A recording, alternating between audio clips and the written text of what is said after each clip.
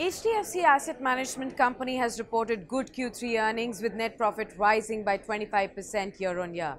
Let's do a three-point analysis of what has led to the strong performance of the company and what should be investors' strategy now.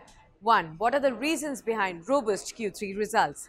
HDFC AMC's assets under management clocked in a growth of 12% year-on-year to 3.3 lakh crores, which is better than the industry's total AUM growth of 8% during the same period. In terms of asset mix, HDFC AMC stands out far better than the industry, which has around 44% of total AUM in equity assets at the end of December 2018. The growth in AUM was mainly driven by liquid assets, which recorded a whopping growth of 72% sequentially.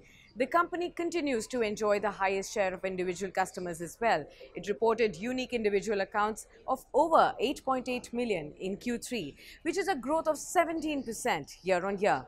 Operating expenses also declined by 22% during the quarter due to decline in schemes-related expenses. 2. What's the outlook based on the new regulations by SEBI? SEBI had earlier announced major overhaul in the fee structure that AMCs charge investors. The proposed reduction in total expense ratio by SEBI will be effective from 1st of April 2019. While it will lead to weighted average impact of about 24 basis points on HDFC's equity-oriented AUM, the management has reiterated that it will pass on about 22 basis points by cutting the distributors' commissions.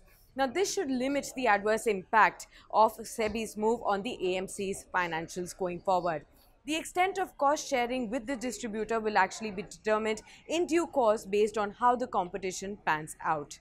3. What should be investors' strategy on the stock right now? HDFC AMC stock has actually corrected about 25% from its 52-week high. Despite the sharp fall in stock price, valuations are still rich as the AMC is trading at 9% of its trailing AUM and 33 times FY20 expected earnings.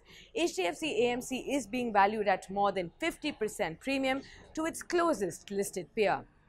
Now, given the AMC's best-in-class return ratios with a return on equity above 40% and future growth levers, the rich valuation can sustain going forward as well.